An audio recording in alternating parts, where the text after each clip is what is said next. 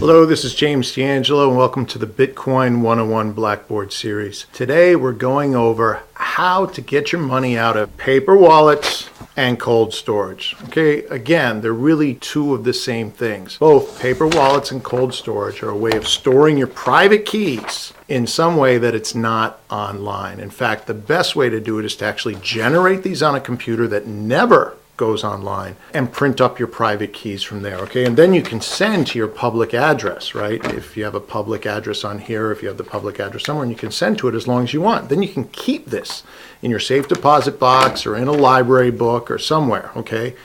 So most of the time when you're dealing with your Bitcoins, you're going to be dealing with this public address, right? You may put that out there for someone to send you some money, okay? There's your public address, which you can share to anyone. Remember, this is a one-way code. Okay, if someone sends Bitcoins to that, they can't take it out. You can never take money out with just this public address. So for today, what you really need is the other thing, the most important one, which is your private key. Okay, and your private key usually looks something like this one right here below. Okay, it'll start with a 5 and it'll be even longer than your public address. And remember, your public address generally is going to start with a 1 unless it's sort of a multi-sig sort of weird transaction. It'll have a 1 at the beginning, so that's one way to tell them apart. Now, what we're going to do today is we're going to take this private key, and this is actually the same private key that I have here on the paper wallet and the same one that I have in cold storage, and we're going to take them out of cold storage entirely, put them online, and we're going to send the funds out. So how do we do this? Well, it's actually very, very easy. Okay, so we're going to go online here, and we're going to go to the site we talked about in the previous video, blockchain.info. And here's blockchain.info, and it's got a number of great features. It's a great, great website. And we're going to go over here to the 6th column, and we're going to click on Wallet. And what we're going to do is we're going to start a brand new wallet. And it's actually the best way to take your money off of cold storage is to start a brand new wallet, because blockchain.info and a bunch of other wallets, it's not always clear. So say you've got $20 in your old wallet and you bring in $5 new. Well, you're not really sure when you're spending, if you're spending from one or the other. It's hard to select which addresses you're spending from. So you may not understand that, but I highly recommend for the first few times you do it, you create a brand new wallet to take your funds out of your cold storage and your paper wallet. And remember, hopefully you're using sloppy wallets, okay? Wallets which have very small amounts in it, because you really want to get used to this process.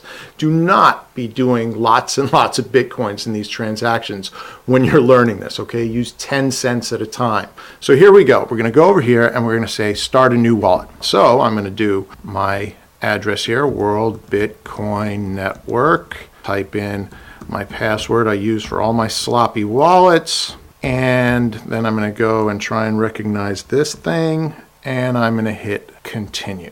Now, your wallet's been created successfully. If you forget the details, the phrase below can be used to recover everything, okay? This monkey sum, got, anteater, syndicate, digital, blah, blah, blah, is one way to recover your wallet.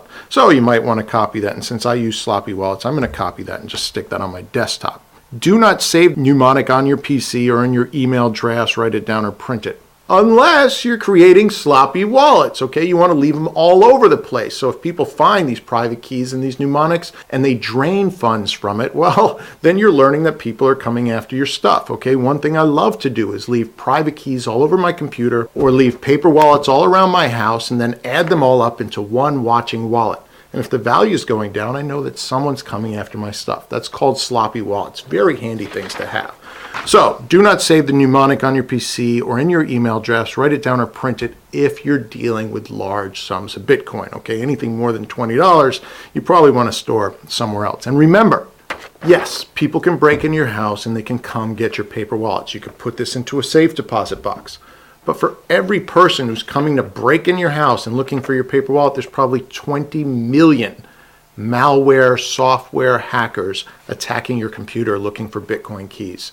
So the whole idea, remember, of cold storage, and these are both forms of cold storage, is to get your private keys with your real balances of Bitcoins off your computer entirely. Okay, let's continue. Without the mnemonic, we can't recover your password, right? Blockchain.info doesn't save your passwords on their site. This is all client-side stuff, not server-side stuff. But we're going to say continue.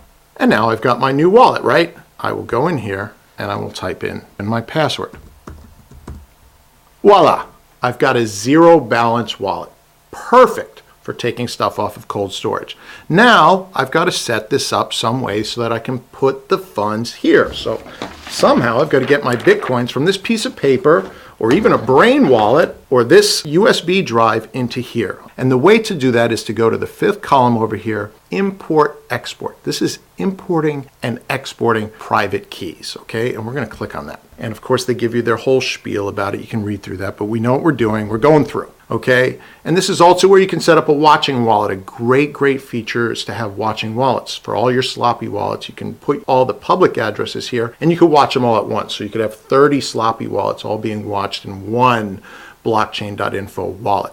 But that's not where we're going. We're going over here to import a private key.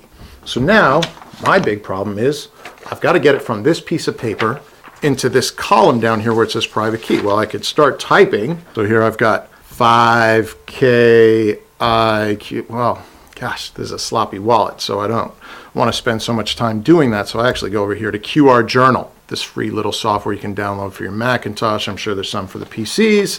And there you see me down there. That's my computer's camera.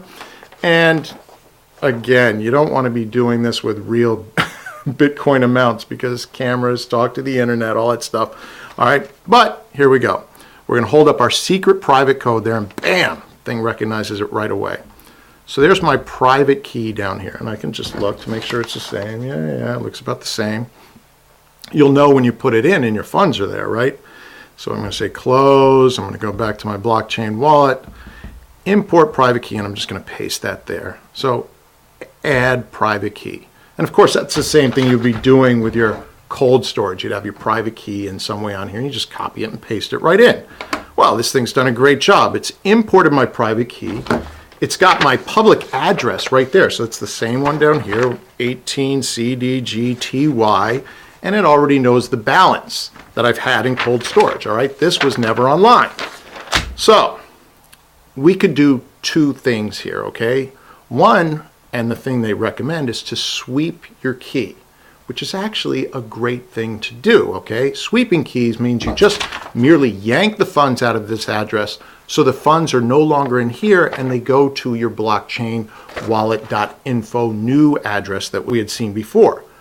Or the other way, which is what we're going to do today, is we're just going to import it directly. So I'm going to actually take this in as a full wallet, and I'll now have two addresses in there. And we'll see what that means in a second. All right, so I'm going to say import directly.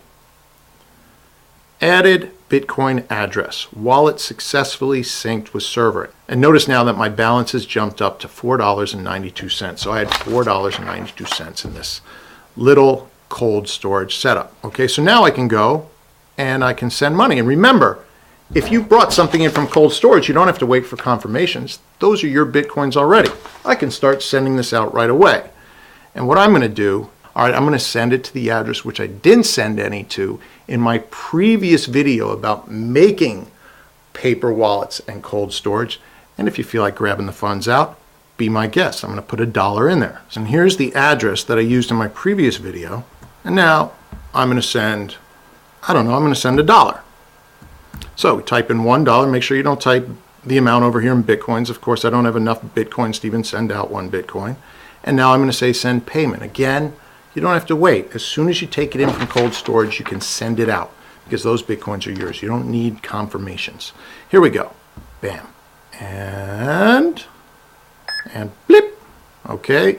And we see that my value's gone down. It's gone down more than $1 because I've been charged a transaction fee, especially for these small amounts, especially sending Bitcoins around a lot. They're more likely to charge you transaction fees. So my total value here is now at $3.85. And I have successfully imported my money. So let me go to Wallet Home. Okay. And what I talked about earlier was that if you swept the funds from your paper wallet into the blockchain.info, it wouldn't send it to the address that you just brought in. It would send it to the new address that it had created. Okay. And that way is somehow more secure because you're not exposing your private keys as much online and every which other way. But hopefully this helps you understand how to get the money out of your cold storage, be it a paper wallet or your cold storage USB drive or any which other way. And remember that you could actually send someone using the same method. You could just send them the private key and you wouldn't even need a wallet to send them funds. So I could send $5 to this paper wallet, and then I could send someone the private key, and they could do the same process somewhere else. Okay, so if I want to send funds to Uganda, okay, and I want him to have instant confirmation, instant access for those funds, I would send him the private key. He pops open a wallet and he can spend the money right away. There's no delay. So if you need to send emergency funds and need to move right away, this is another great thing, okay? You can send the private key with the funds attached. Now, remember, anytime you're sending private keys, people can grab those private keys and use them. So if you're sending it online, it's very insecure.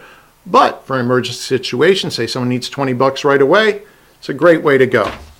So that's it for today. Please remember to comment, subscribe, do all those things you might do, and I'll catch you at the next video.